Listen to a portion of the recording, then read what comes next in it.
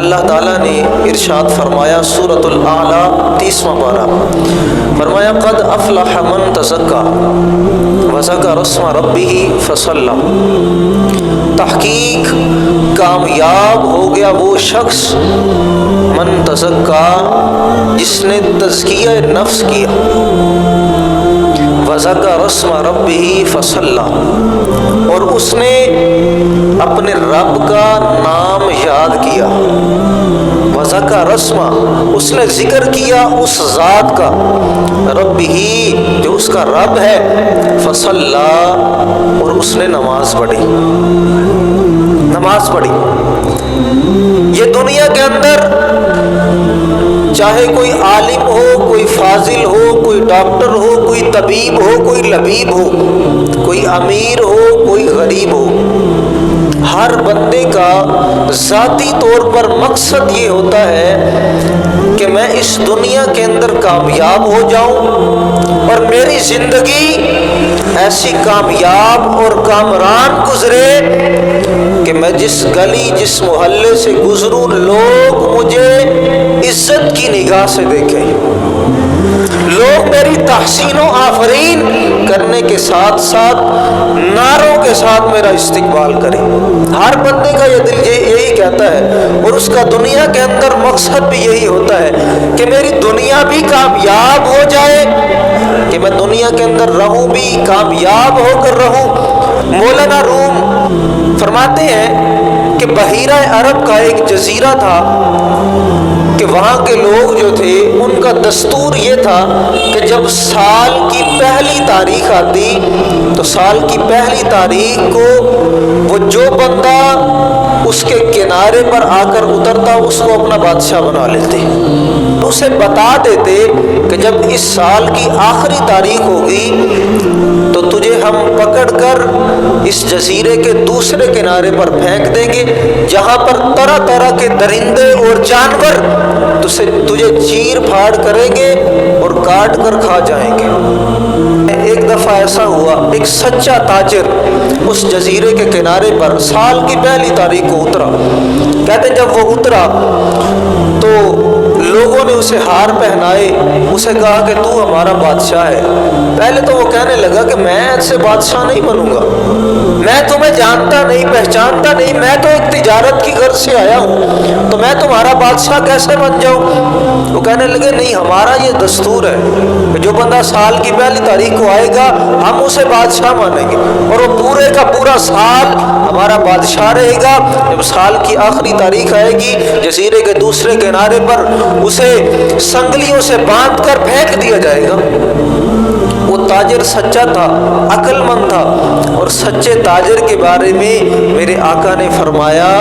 سچا تاجر تو تجارت کرتا ہے اور اس کے اندر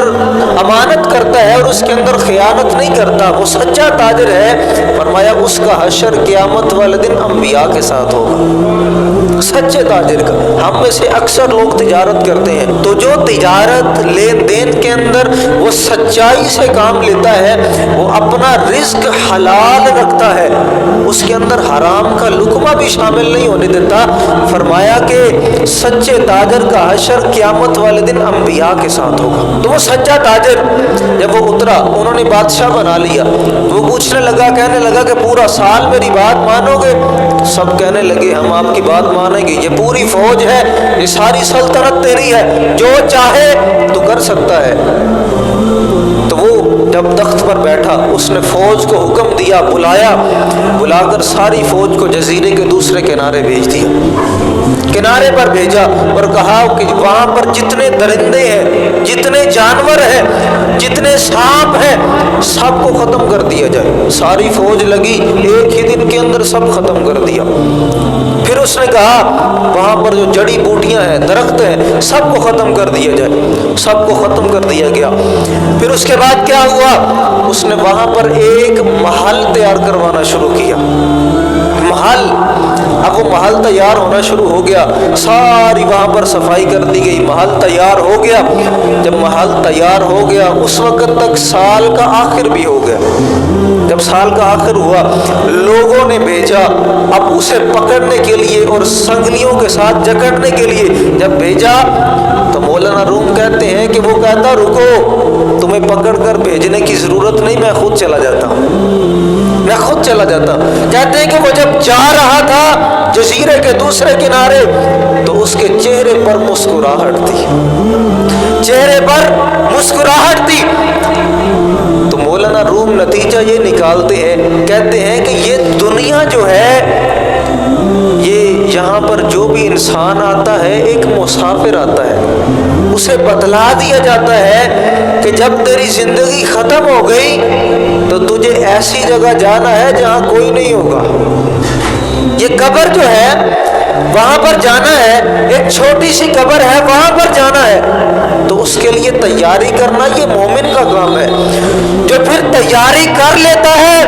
پھر مولانا روم فرماتے ہیں وہ ایسے جاتا ہے جیسے سچا تاجر گیا ہے۔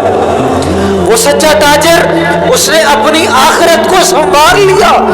اس نے وہاں پر محل تعمیر کر لیا۔ جب بندہ مومن دنیا کے اندر رہ کر ایسے اعمال کرتا ہے کہ جس کی وجہ سے اسے پتا ہے قبر کے اندر جانے کی دیر ہے، جنت کی کھڑکی اللہ تعالیٰ بنا دے گا، اسے پتا ہے جب قبر کے اندر جاؤں گا میری قبر کو مومن کی قبر جنت کے باغوں میں سے باغ ہوتی ہے یا جہنم کے گڑھوں میں سے گڑھا۔ تو قبر کا جو عذاب ہے یہ ایسا ہے، میرے آقا فرماتے ہیں قبر کا عذاب ایسا ہے کہ قبر ایسے تنگ کر دی جاتی ہے کہ اس بندے کی پسلیاں جو ہیں یہ پسلیاں ایک سائیڈ کی دوسری سائیڈ پر چلی جاتی ہیں، ایسے قبر پیس کے رکھ دیتی ہے۔ تو جو بندہ دنیا کے اندر رہ کر قد افلح من تزکا پر عمل کر لے، وذکر اسم ربہ فصلی، ان دو آیات پر عمل کر لے، تو پھر وہ جب دنیا سے جاتا ہے تو پھر وہ مسکراتے ہوئے جاتا ہے،